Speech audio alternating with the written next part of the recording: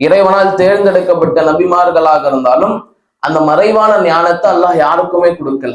அல்லாஹ்வாக நபிமார்களுக்கு அறிவித்து கொடுத்தாலே தவிர. ஏன்னா இன்னைக்கு ஒரு சில விஷயங்கள் நம்ம வரலாறுல பார்க்கும்போது, செய்திகள்ல பார்க்கும்போது, அல்லாஹ்வுடைய தூதர் அடுத்து நடக்கக்கூடிய ஒரு விஷயத்தை எடுத்து சொன்னது போல ஒரு சில விஷயங்களை நம்ம கேட்கிறோம். இதை கேட்கும் என்ன நினைச்சிடக்கூடாதுன்னா, அப்போ அல்லாஹ்வுடைய தூதருக்கும் இல்முல் கைப் இருக்குதா, மறைவான ஞானம் இருக்குதா அப்படின்னு நினைச்சிடக்கூடாது.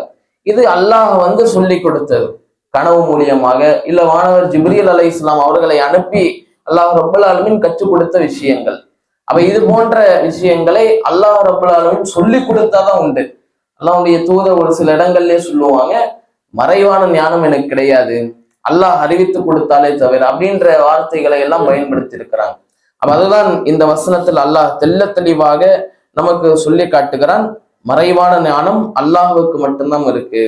அப்ப இதை தாண்டி இன்னைக்குள்ள சிலர் அவுலியாக்களுக்கும் அந்த மன்னரைகள்ல அடக்கம் செய்யப்பட்டவர்களுக்கு மறைவான ஞானம் இருக்கு.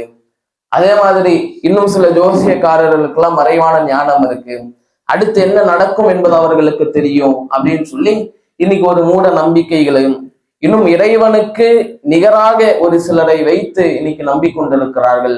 இது மிகப்பெரிய ஒரு தவறு என்பதை அல்லாஹ் ரப்பல் ஆலமீன் பேசுவதை பார்க்கிறோம்.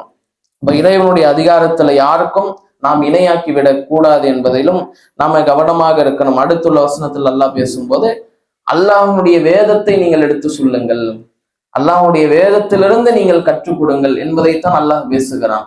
அல்லாஹ்வுடைய வேதம் தான் நமக்கு மிக முக்கியமானது. அதை தாண்டி அல்லாஹ்வுடைய தூதர் கற்றுக் கொடுத்த போதனைகள் அதுவும் இறைவன் புறத்திலிருந்து வந்ததுதான் என்பதை புரிந்து குரானையும் சுன்னாவை மாத்திரம் பின்பற்றக்கூடிய நன்மக்களாக நாம் இருக்க வேண்டுமே தவிர, அதை தாண்டிய நம்முடைய முன்னோர்கள் வாழையடி வாழையாக எதை செய்து கொண்டு வந்தார்களோ அதை பின்பற்றக்கூடியவர்களாக நாம் இருந்துவிடக் கூடாது என்பதை புரிந்து கொண்டு இன்ஷா அல்லாஹ் அல்லாஹ்வுடைய அந்த ஏகத்துவ கொள்கையில் நாம் எல்லாம் ஒன்றிணைந்து சொர்க்கத்திற்கு செல்லக்கூடிய ஒரு வாய்ப்பினை அல்லாஹ் ஏற்படுத்துவானாக. இன்ஷா அல்லாஹ் தொடர்ச்சியாக அடுத்தடுத்த வசனங்களை நாளை தினம் பார்ப்போம். சுப்ஹானக்கல்லாஹும்ம வபிஹம்திக அஷ்ஹது அல்லா இலாஹ இல்லா அன்த அஸ்தக்ஃபிருக வ அத்தூபு இலைக்.